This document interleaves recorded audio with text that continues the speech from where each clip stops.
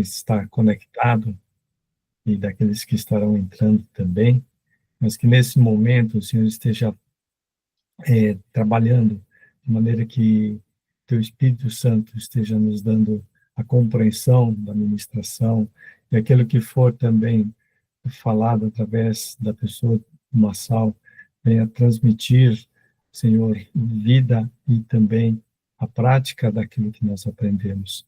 Pai, sabemos que precisamos muito dessa direção, do discernimento e a capacitação do alto para podermos estar cada vez mais semelhantes à imagem de Cristo. Pedimos a tua direção e oramos no nome de Jesus. Amém.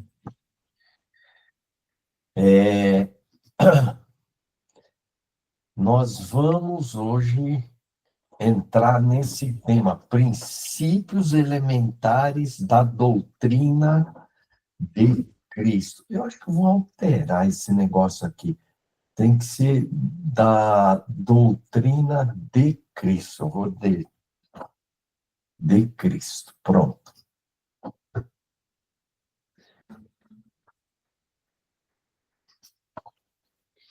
Então,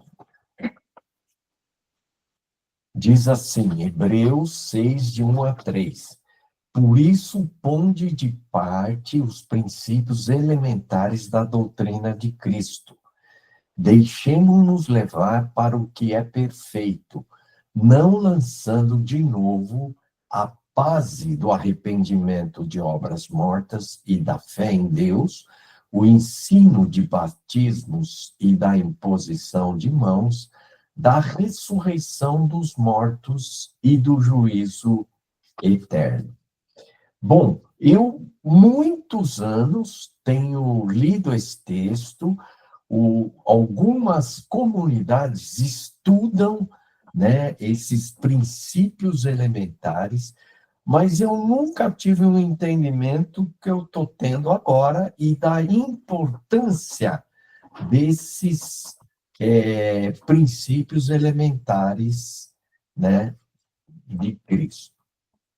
Então, vamos ver o contexto. É importante entender o que ele vem falando antes de entrar no capítulo 6. É no Hebreus 5, 12 e 14. Diz assim, pois com efeito, quando devis ser mestres, atendendo ao tempo decorrido, tendes novamente necessidade de que alguém vos ensine de novo quais são os princípios elementares dos oráculos de Deus.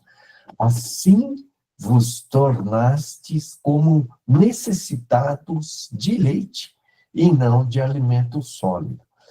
Quer dizer, Paulo está especificamente escrevendo aqui para um grupo de judeus cristãos, e que muitos deles estavam tentados a voltar às práticas, ou não queriam abandonar as práticas judaicas, né, da religião que eles vinham aprendendo, das leis de Moisés e tudo mais. E aqui, no caso, eles já tinham, esses cristãos já tinham uma vivência, não sei se era 5, se era 10, ou se era 2 anos, mas eles já tinham um tempo de vida cristã. E Paulo, quer dizer, na verdade, Hebreus não sabe quem é o autor.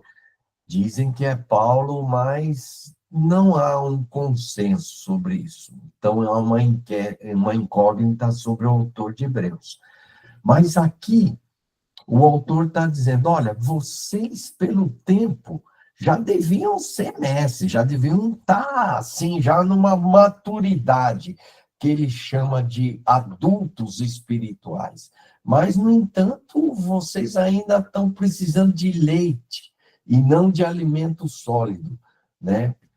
E diz assim, ora, todo aquele que se alimenta de leite é inexperiente na palavra da justiça porque é criança.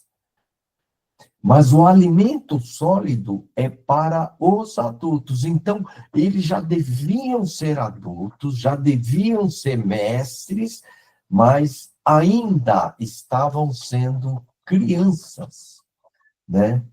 Então, mas o alimento sólido é para os adultos, para aqueles que, pela prática, quer dizer, não é só conhecimento, mas vida, né? Vocês já deviam ter uma vida, já têm as suas faculdades exercitadas para discernir não somente o bem, mas também o mal. O interessante aqui é que quando você pensa aqui em bem ou mal, você pensa em saber ali é mal, aqui é bem, discernir o que seria bem, o que seria mal. E a gente, mesmo uma pessoa que não seja cristã, ela percebe quando, por exemplo, matar é errado, adulterar é errado, mentir é errado, subornar. Então, a gente discerne entre o bem e o mal, principalmente olhando para os outros. Mas discernir o bem e o mal na sua vida, aí a coisa é mais difícil.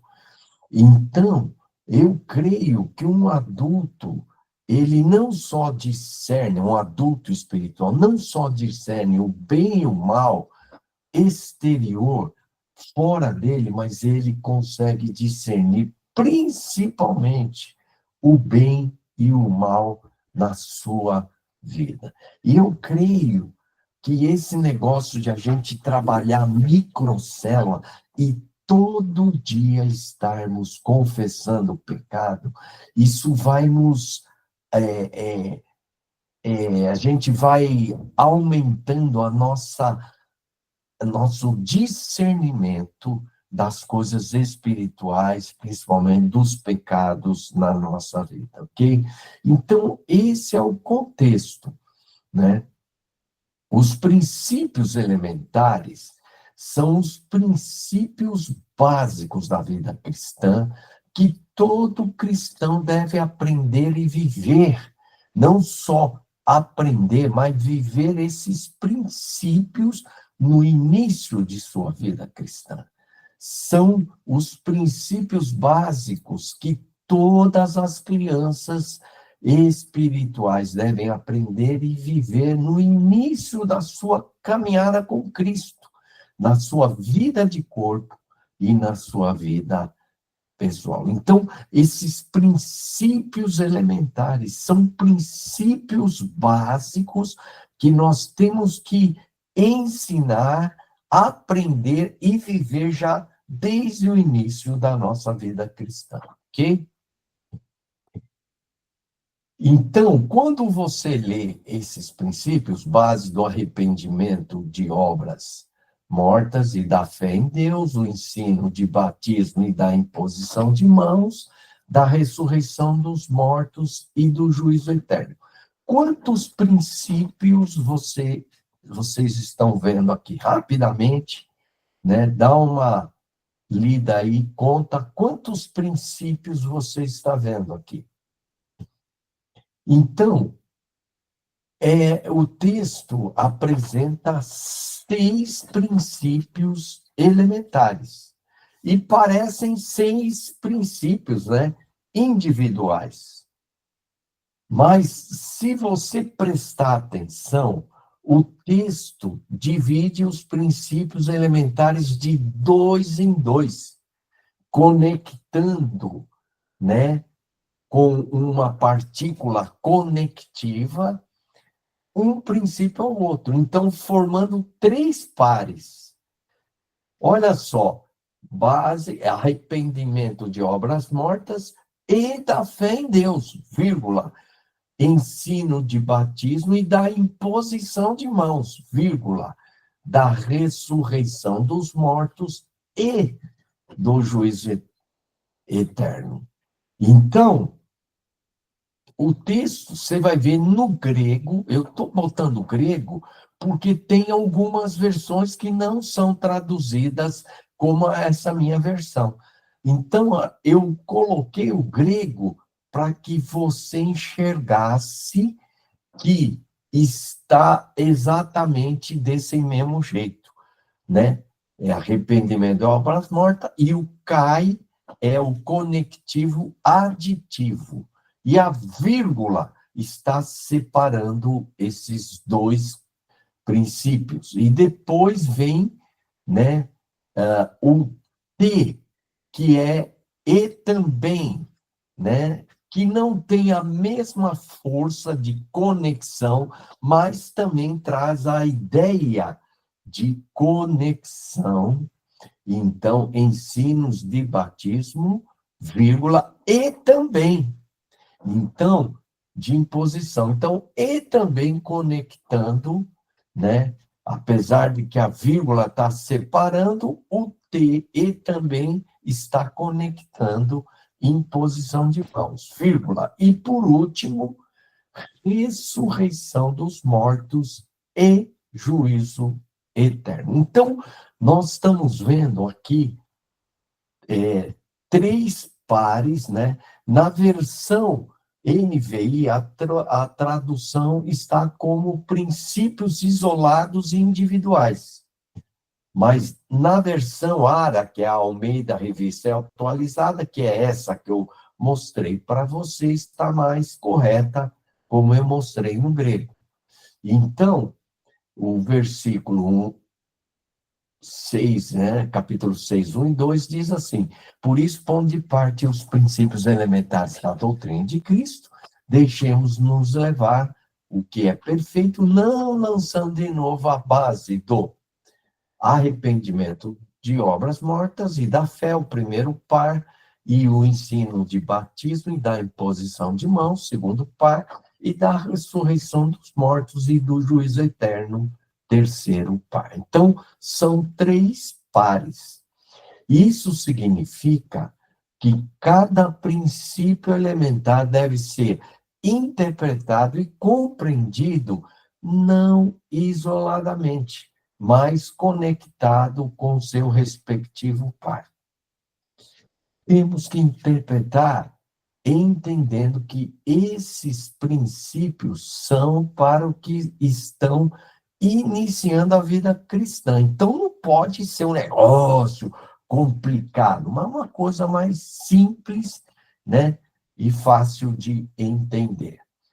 Outro ponto importante é interpretar esses princípios elementares baseado no contexto todo do livro de Hebreus. Então, você interpreta esses princípios dentro do contexto de Hebreus que foi escrito para os judeus cristãos, que muitos deles estavam ainda tentados a viver segundo, né, o que eles viviam como judeus, as leis mosaicas, todos aqueles rituais, sacrifícios, etc. Então, aqui tem que ser interpretado dentro desse contexto, ok? Então, vamos ver o primeiro par, arrependimento de obras mortas e da fé em Deus. Obras mortas são atos pecaminosos e atos espirituais religiosos, religiosidade. Qual é a conexão de arrependimento de obras mortas e fé em Deus? Significa que toda obra realizada sem fé em Deus é obra morta. Então, tudo que você faz sem fé em Deus é obra morta. Então, os atos pecaminosos são atos humanos, carnais, esforço humano sem a fé em Deus, ok?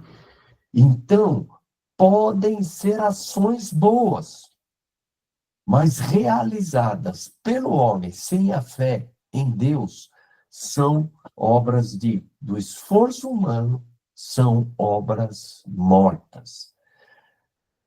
E essa expressão, religiosidade, é todas as coisas que realizamos para Deus, mas sem a fé em Deus. Vou repetir. Religiosidade é todas as coisas que realizamos para Deus sem a fé em Deus. Então, religiosidade é realizar coisas espirituais sem a fé em Deus. Exemplo: orar, jejuar, ofertar, servir o corpo, até se sacrificar, etc. Sem fé em Deus é religiosidade, é obra morta. Então, quando nós falamos em obras mortas, talvez você possa olhar para a sua vida e começar a enxergar que há muitas obras espirituais que você está fazendo hoje, mas é obra morta. Né? Por exemplo, você está lá orando, agradecendo pelo alimento. Sem fé em Deus, isso aí é obra morta, é religiosidade. Então, assim, também, às vezes você acorda de manhã, está orando por orar, está lendo a Bíblia por ler. Sem fé em Deus, é tudo obra morta. Hebreus 11, 6a diz assim: de fato, sem fé é impossível agradar a Deus. Quer dizer, não tem como você querer agradar a Deus sem fé. E, em outras palavras, a fé é essência da vida cristã. Sem fé em Deus não existe uma vida espiritual genuína. Então, pode ser o que nós estamos vivendo hoje. Ir à igreja, participar de célula, fazer discipulado, tudo isso passa a ser religiosidade ou obra morta se estivermos fazendo sem fé, porque sem fé você não agrada a Deus, sem fé você não vive uma vida espiritual genuína. Temos que nos arrepender, então, dessas obras mortas e viver pela fé em Deus. Então, nós temos que entender essa palavra arrependimento. Arrependimento no grego é metanoia, é mudança de mente.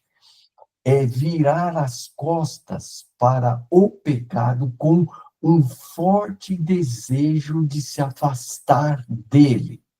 Não é algo só da razão, mudar, não, eu vou mudar minha mente. Não é algo só racional, mas vem acompanhado de um forte sentimento de dor pelo pecado cometido e um desejo sincero, não quero mais voltar a esse pecado. Então, o arrependimento é quando você está caminhando em direção ao pecado e aí você toma consciência. Não, isso é pecado.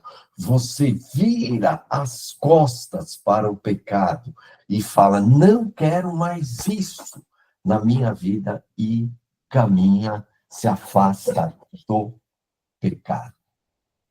Então, uma vez eu vi um cara num acampamento chegar na frente e falar assim, olha, eu cometi um adultério e pediu para a mulher, me perdoa, tal, né? O homem, a carne é fraca, o homem não é perfeito e tal, e pediu perdão para ele.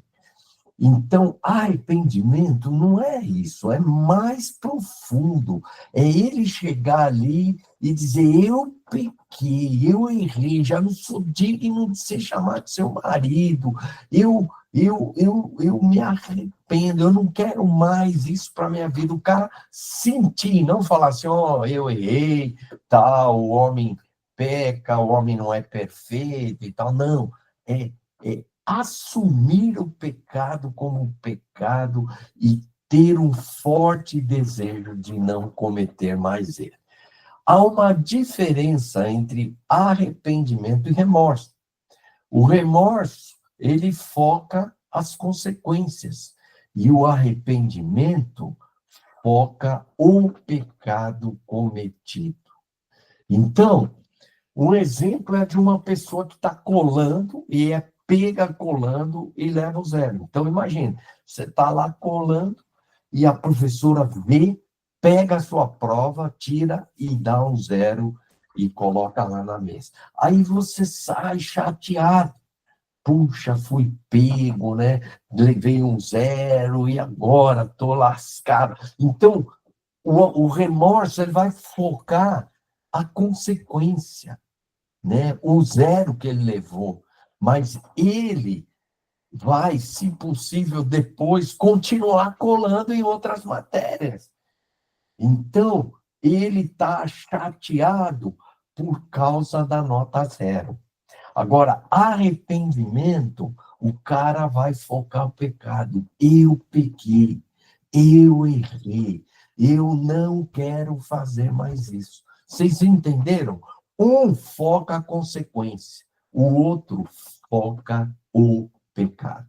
Então, o adultério, o cara pode ser pego no adultério, ele vai focar nas consequências. Ah, fui pego, e agora? Que vergonha, agora meus pais, minha esposa. O cara está focado nas consequências. Agora, o arrependimento, ele foca no pecado. Eu pequei, eu errei, eu já não sou digno da minha esposa, dos meus filhos, e tal. Ele está arrependido do ato cometido e não quer mais cometê-lo. Olha, eu vou dizer que muitas pessoas mais têm remorso do que arrependimento. E o arrependimento genuíno, ele engloba 3 etapas. Primeiro, ele reconhece, ele admite, isso é pecado. Ele não chama de erro, de escorregada, de, eu fiz, foi sem querer. Não, ele reconhece, ele concorda com Deus, isso é pecado. E é interessante que tem pessoas, você fala assim, mas isso é óbvio, né, Marçal? Não é, porque tem muitas pessoas que não reconhecem os seus pecados. Por exemplo, tem pessoas que são irritadiças, nervosas, que falam grosso. Não, e ela diz assim, não, isso é o meu jeito de falar. Eu não estou nervoso, mas ela está nervosa e não admite o pecado. Então, principalmente aqueles pecados recorrentes, nós não reconhecemos como pecado. É mais ou menos um erro. E você não vai se arrepender se você não admitir. Eu pequei. Isso é um pecado. Tá? Então, o reconhecer o pecado parece óbvio, mas não é tão assim, não. E tem pecados na minha vida, na sua vida, que você não admite, que eu não admito. Mas são pecados. E o segundo ponto é 1 João 9. Se confessarmos, nós temos que confessar, verbalizar isso. Então, muitas vezes a gente faz, né, só para Deus, mas é muito importante, a Bíblia fala também de confessar uns aos outros. É muito importante você verbalizar o seu pecado. Por isso que a microcélula é muito importante nesse sentido. De você todo dia, verbalizar o seu pecado. E aqui em Hebreus, ele vai falar que todo dia o sacerdote sacrificava de manhã e à noite um bezerro. Por que tinha que ser diário? Não podia ser semanal, não podia ser mensal ou até anual. tinha que ser diário, porque todo dia tinha que matar 2 cordeiros, derramar o sangue de 2 animais inocentes. Por que que tinha que ser diário? Porque todo dia nós estamos pecando, irmão. E aí, quando o cordeiro estava morrendo ali, você estava confessando o seu pecado. Então, você confessava o seu pecado e aí se sacrificava. E o sacerdote depois entrava no santo lugar e ali ele confessava também o pecado do povo e confessava o seu pecado também, e aí aspergia com sangue. E quando ele entrava no santo lugar, o que ele fazia lá? O sumo sacerdote entrava uma vez por ano e confessava os pecados do povo e confessava também o seu pecado e aspergia sangue. Então, confessar o pecado já era uma prática judaica e era uma prática diária, porque todo dia estava se sacrificando o cordeiro. O sacerdote todo dia confessava o seu pecado. Então, é muito importante isso, irmãos. A prática da confissão dos pecados diariamente. Então, se confessarmos os nossos pecados, aí acontece algo sobrenatural, algo milagroso, que é o perdão de Deus, né?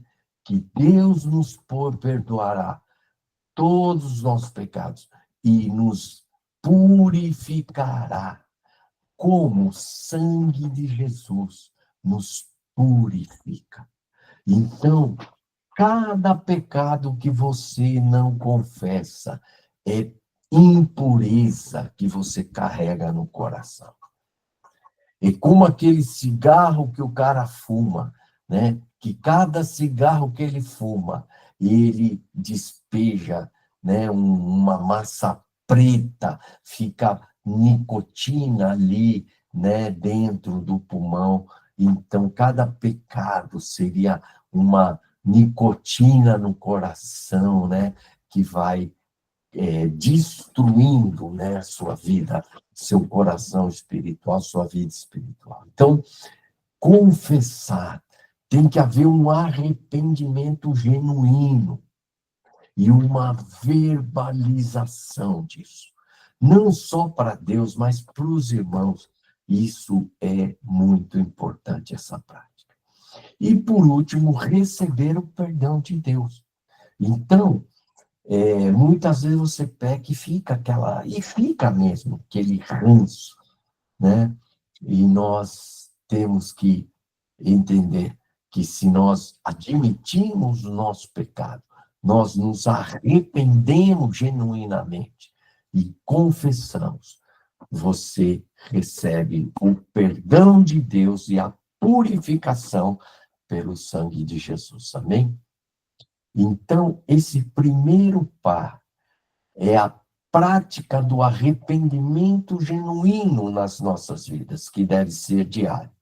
O sacrifício do cordeiro era diário. Por quê? Porque eles tratavam dos pecados diariamente. Então, é isso que a pessoa que recebeu a Cristo tem que aprender: a lidar com seus pecados, a entender que ela tem que viver uma vida de fé em Deus. E tudo que ela fizer sem fé será obras mortas, e ela tem que se arrepender dessas obras mortas e viver pela fé em Deus. Esse é o primeiro ensino, ok? Sem fé em Deus, tudo era e é, né? Obras mortas, era obra sem vida. Ok? Bom, Ali ele fala ensino de batismo. Eu não vou falar sobre batismo no Espírito Santo, porque isso aqui seria um ensino só à parte. Quem sabe um dia a gente faça esse estudo aqui, né? Mas eu vou só falar uma coisa aqui interessante, que eu não sei se você sabe, que no grego, para encher, ser cheio do Espírito Santo, tem duas palavras. Tem o verbo plerou e o verbo pletou. Então, plerou e pletou. E esses dois têm sentidos diferentes. O plerou é um enchimento interior e o pletou é um revestimento. Então, você vai ver que quando fala de plerou, então lá, enchei-vos do Espírito, Efésios 5. O que é? Pletou ou plerou? É plerou. Ali é se encher interiormente, né? E quando diz lá, e Pedro, cheio do Espírito Santo, falou, anda, levanta e anda. É pletou. Esse pletou tem a ver com o revestimento para ação em uma obra. Então, o plerou é um enchimento interior ligado ao fruto do Espírito, e o pletou é o revestimento, e ele está ligado aos dons, né, às manifestações sobrenaturais do Espírito. Tá ok? Então, não vou, por exemplo, e Pedro, cheio do Espírito Santo, ele fala com ousadia. O que é esse cheio do Espírito Santo?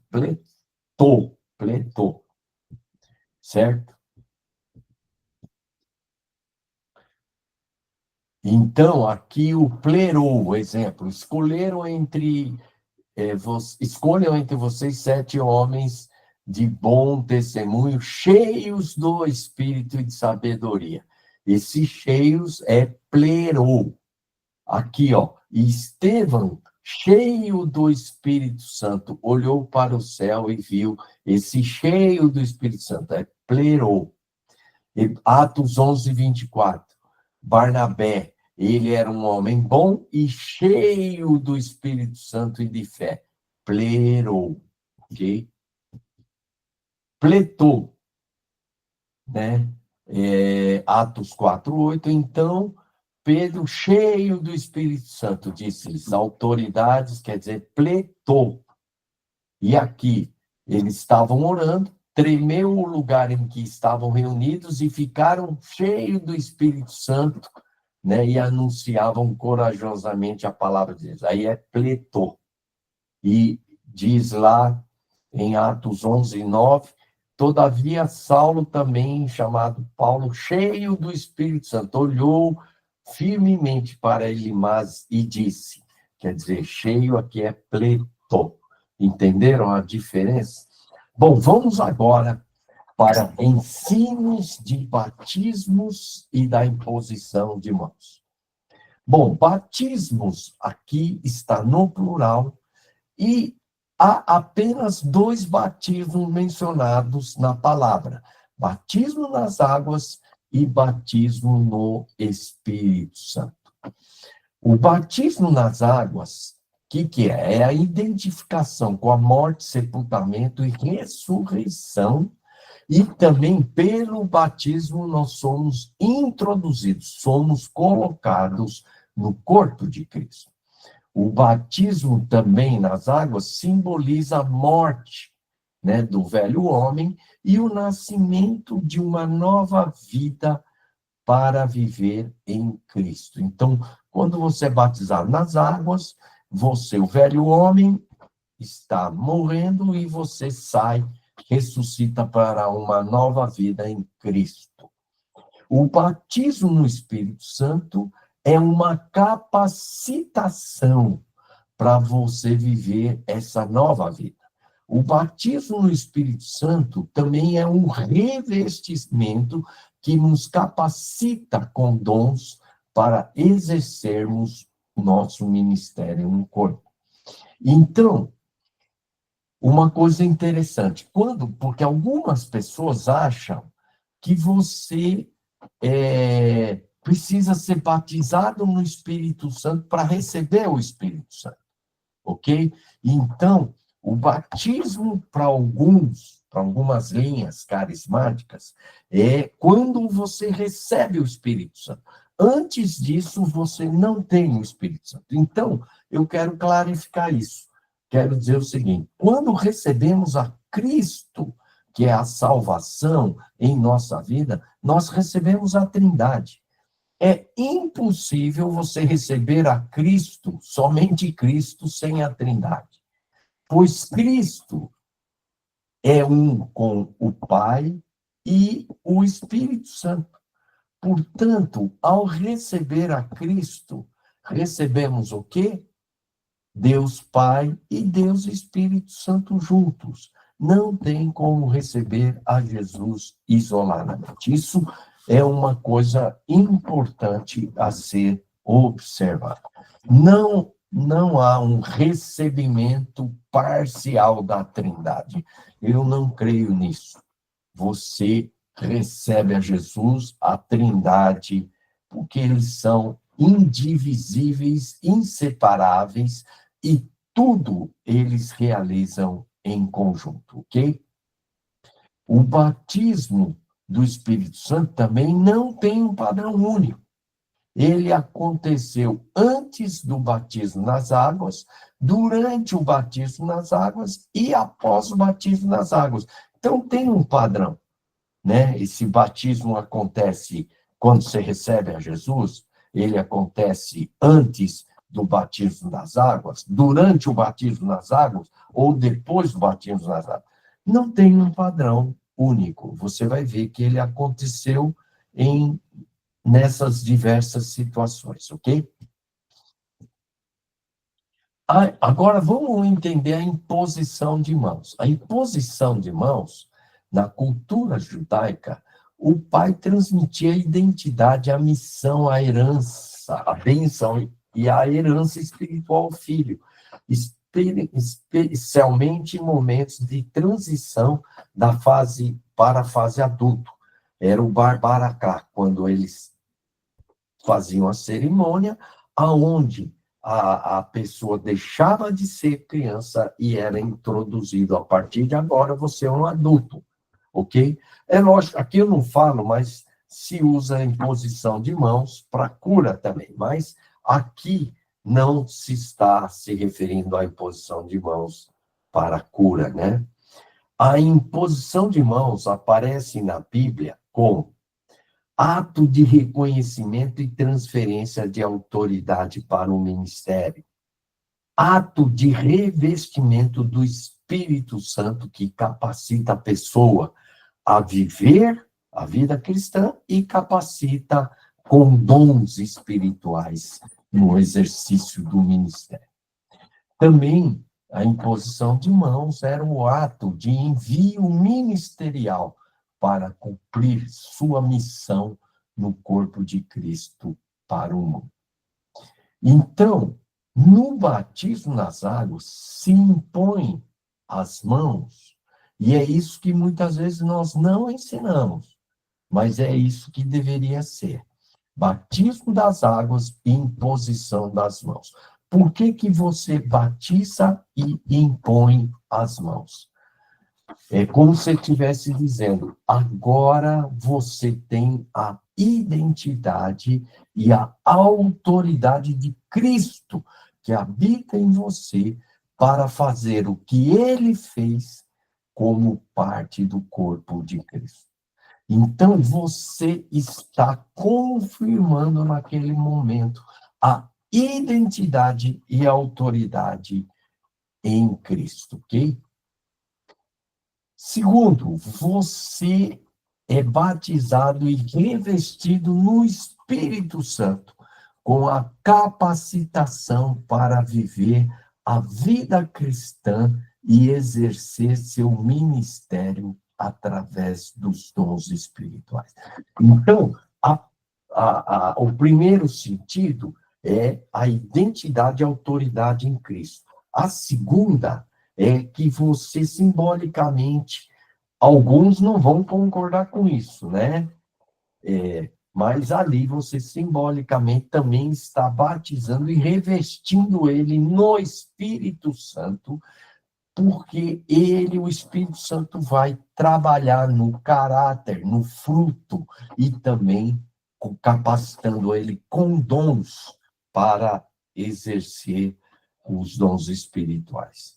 E ele tem que entender agora o seguinte: agora você tem autoridade, você é revestido do Espírito Santo, você agora é enviado. Ele tem que entender que agora ele tem uma missão para cumprir o seu chamado no corpo e no mundo, ok? Então, o cara tem que ter consciência que agora ele tem uma responsabilidade de exercer essa identidade e autoridade, esse revestimento do Espírito Santo dentro do corpo e para o mundo. Era assim como um filho, né, que era o pai, quando impunha as mãos sobre ele estava se identificando, esse é meu filho, é a identidade do pai, ele tem agora a minha autoridade. E agora ele é um adulto, ele vai exercer agora as suas responsabilidades como autoridade, e aí ele não é mais criança, ele é um adulto, agora ele tem responsabilidades.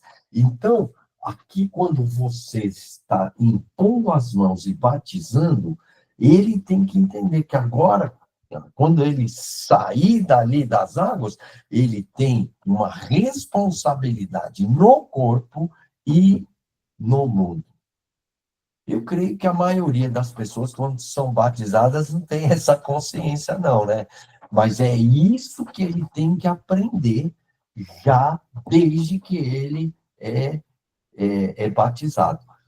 Que tem 2 batismos, um batismo nas águas, é a identificação com a morte e a ressurreição, né? Identificando ele com a identidade de Cristo e autoridade, e o outro batismo é o batismo no Espírito Santo, que capacita ele não só a viver uma vida de santidade, de fruto do Espírito, mas também dos dons que é para ele exercer no corpo e no mundo. Espero que você tenha entendido isso aí, que é muito importante e que nós deveríamos explicar, que é tipo assim, eu estou impondo a mão, não é tipo num estádio de futebol. Nós não estamos aqui impondo a mão para ele sair dali do vestiário para sentar lá no banco ou sentar lá na arquibancada, para ficar lá torcendo e assistindo. Não. Ele está sendo revestido. Agora você é um jogador de futebol da seleção, você é titular, não é reserva, não existe reserva no corpo de Cristo. Ninguém fica sentado no banco, todo mundo é titular.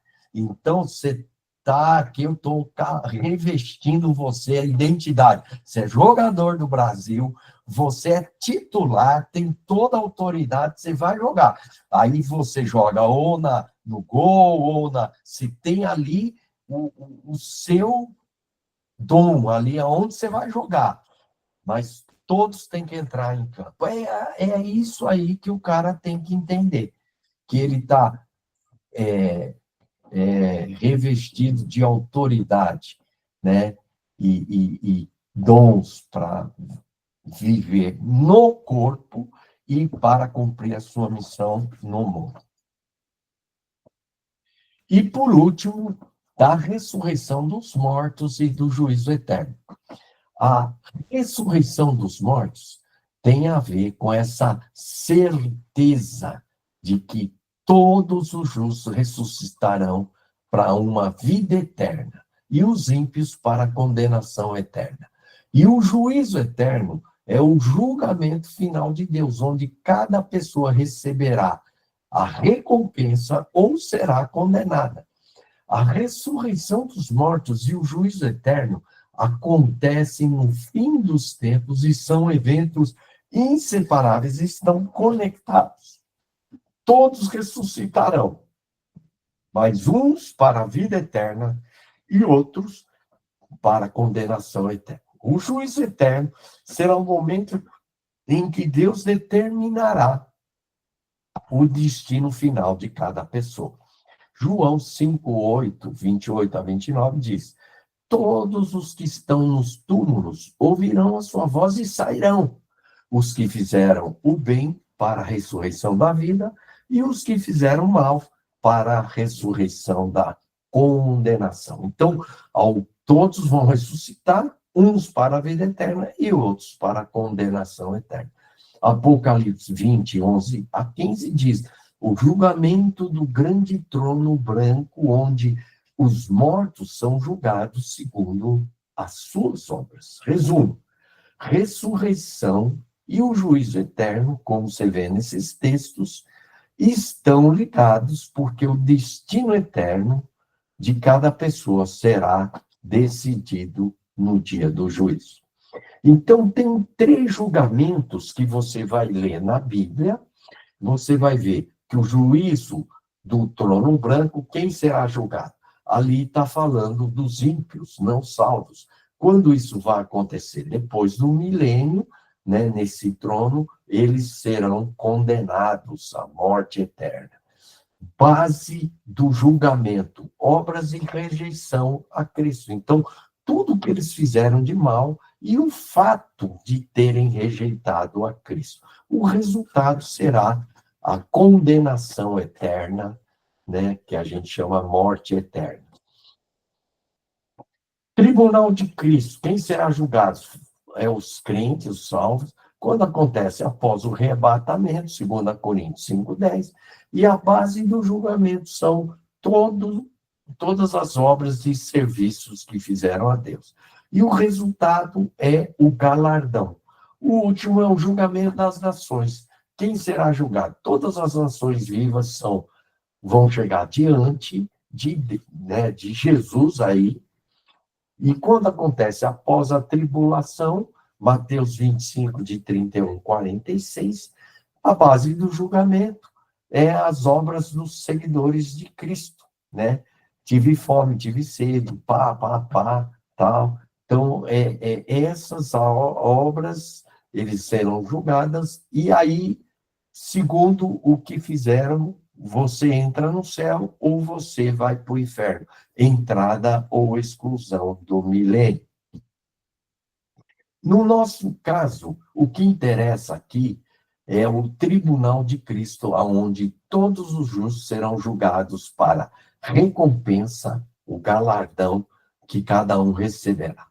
Diz aqui, né, 2 Coríntios 5:10, porque importa que todos nós compareçamos perante o tribunal de Cristo, para que cada um receba segundo o bem ou o mal que tiver feito por meio do corpo. Sabe qual que é o significado disso? Significa que aquilo que fazemos ou deixamos de fazer aqui na Terra irá afetar a nossa eternidade. Vou explicar de novo isso. Todas as coisas que você faz e deixa de fazer vão afetar a sua eternidade. Já parou para pensar nisso?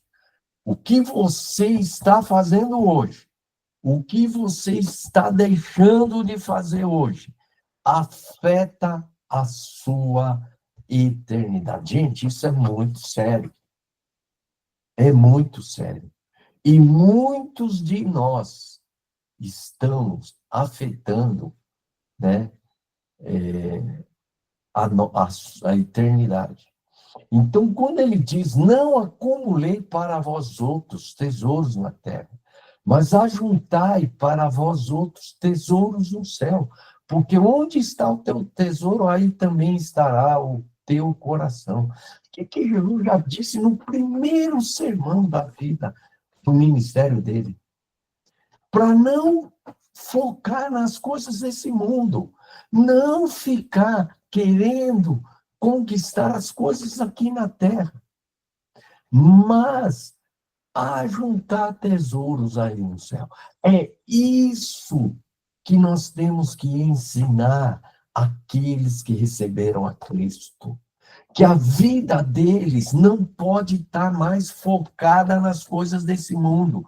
A partir desse momento que você é batizado, que você recebeu a Cristo, agora o foco não é mais nas coisas do mundo, não é sucesso nesse mundo, não é conforto nesse mundo. Jesus disse assim para os que queriam seguir: Jesus, eu quero te seguir.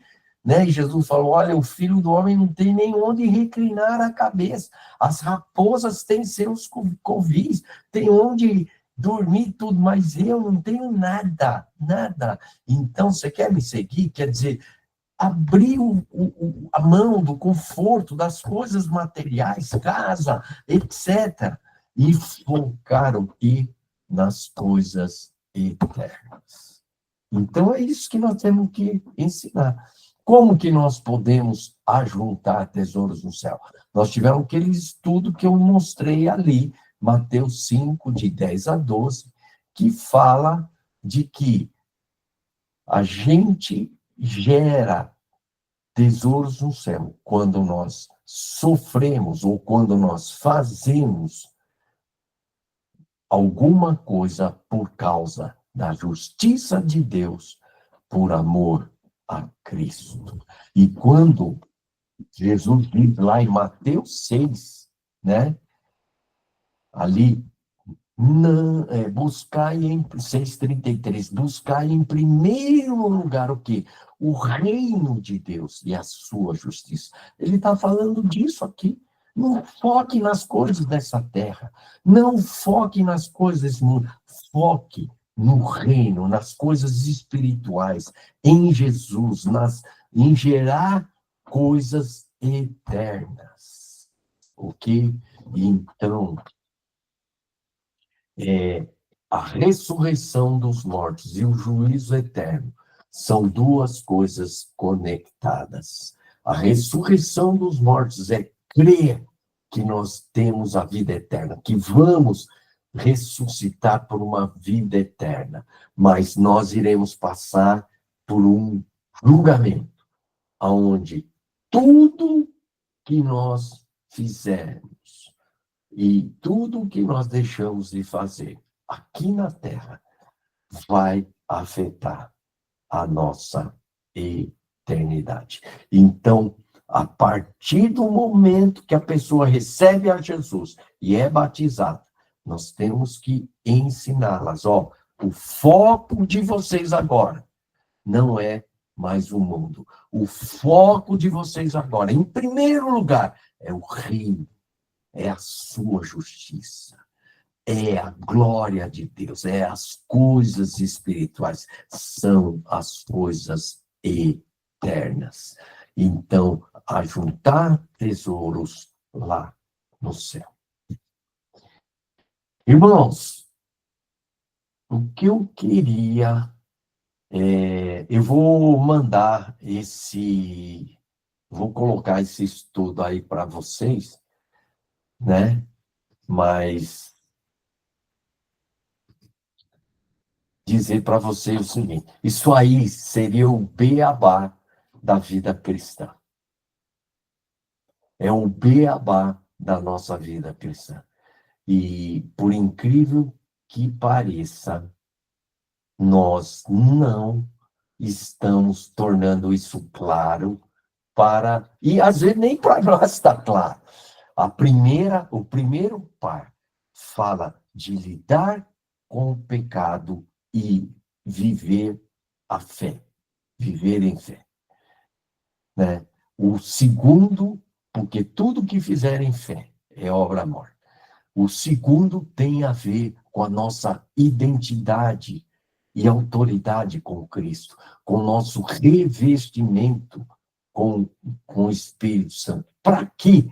Porque nós temos uma missão dentro do corpo e para o mundo. Então, o cara está recebendo a Cristo, explicar para ele, agora você tem, né, a autoridade de Cristo, você tem a identidade de Cristo, porque Cristo habita em você, e o Espírito Santo habita em você, Deus habita em você, e você é revestido com o Espírito Santo para exercer um ministério, revestido com dons. Não é para ficar lá se divertindo só dentro da igreja, não. É para exercer dentro da igreja e fora da igreja. E, por último, tudo que vocês fizerem, a partir de agora, tudo que vocês fizerem e deixarem de fazer, vai afetar a eternidade. Vocês têm que acreditar que vocês agora têm uma vida eterna. E que vocês, a partir de agora, o foco não é mais as coisas desse mundo. O foco é as coisas eternas, é a eternidade. Por isso que esses caras aí, eles venderam o que eles venderam, abriram mão de tudo para doar para os outros. Porque o foco deles não era as coisas terrenas, eram as coisas eternas. E eles morreram, passaram fome, foram torturados, foram degolados, foram cerrados pelo meio. Por quê? Porque eles não viviam aqui para juntar coisas na terra. Eles já viviam com essa perspectiva das coisas eternas, da eternidade. Queria deixar aqui agora um ou dois irmãos aí para comentar o que Deus falou que foi importante. Mas, como eu falo, não vai pregar aqui 10 minutos, né? É 2 minutos, 3 minutos no máximo. Alguém quer comentar alguma coisa? Isso é muito importante.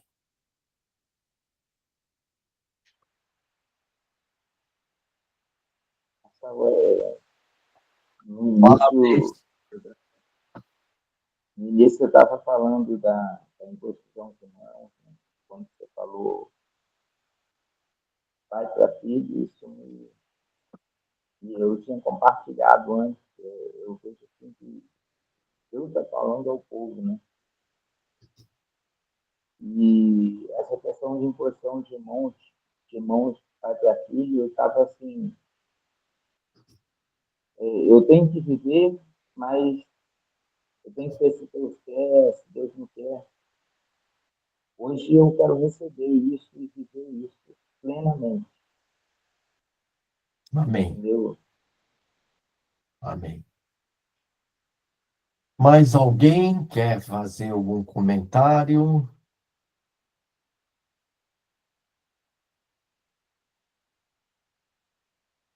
Gilmar, fala alguma coisa aí, vai, eu vou escolher um aí. Há quanto tempo, né, amado? Bom dia para todos. Fala de você, Gilmar. Sumiu um tempão, né? Amém, mas estou de volta aí. Marcelo, você colocou algo assim que há um tempinho eu estava querendo ouvir sobre esses princípios elementares, né? Louvado seja o nome do Senhor. Obrigado por esse estudo aí. Eu vi que você mandou já, vou ouvir com calma, porque eu entrei um pouquinho atrasado. Agradeço aí pelo seu ministério de ensino que você tem exercido aí para nós. Obrigado, meu amado. Amém, amém. Ok, irmãos, vamos, né? Já passou o tempo aí, eu acho que foi bom estar aí com vocês. Semana que vem eu quero falar sobre a fé, o propósito da fé. É um negócio interessante que vai com o que a gente viu aí nos princípios elementares, fé em Deus. Nós precisamos entender melhor essa questão de fé. E talvez depois, no outro, eu vou falar sobre a fé bíblica, sobre o propósito da fé e depois sobre a fé bíblica. Ou talvez inverta, né? Não sei qual que vem antes, se é o ovo ou a galinha, mas eu vou estar aí. Vasni, você pode orar, encerrando aqui hoje? Amém. Pai, graças te damos, tua palavra sobre nós. Palavra verdadeira, Pai, nós queremos que ela opere, Senhor, profundamente em nossos corações, Pai. Por isso temos desejado e buscado ao Senhor para compreendermos toda a clareza, Pai, aquilo que o Senhor quer que vivamos cada dia. Obrigado por, mais uma vez, Senhor, nos recordar a tua palavra, né? Como Paulo diz que não cansava de repetir algumas coisas para que os irmãos não esquecessem. Assim também, Pai, estamos recebendo tua palavra para que não esqueçamos, Senhor, que esses princípios elementares são a base do nosso viver, Pai. Peço que o Senhor me ajude cada um de nós a vivermos isso e a compartilharmos de forma clara, Senhor, para que nada escape, Senhor, sobre o que é básico na vida dos teus filhos. Amém. Obrigado por esse tempo, em nome de Jesus. Amém. Amém. Eu quero só deixar um desafio para vocês, que é se desprender do mundo e se conectar com as coisas eternas. Se desconectar do mundo e se conectar mais com as coisas eternas. Que o nosso foco não seja mais conquistar, juntar coisas aqui na Terra, mas o nosso foco seja juntar e conquistar coisas eternas. Nós perdemos isso no nosso viver cristão e nosso ensino. Agora, pelo contrário, parece que a gente está ensinando o contrário, né? Conquistar coisas aqui na Terra. E muitas vezes até sucesso ministeriais é puramente algo carnal e mundano na nossa carne. A gente deve fazer o melhor, mas não para conquistar coisas aqui na Terra, mas ter essa perspectiva de eternidade. Até semana que vem, hein? Amém. Tá semana. Amém. A careca do Sérgio, pessoal. Do Jeremias tão bonita, né? Careca dos dois. Olha. Vamos fazer a votação. A careca mais bonita do nosso grupo. Ô, Marçal, na eternidade eu vou ter cabelo, aí você vai ver. Cacheado, assim. Valeu. Tchau, tchau. Deus, hein?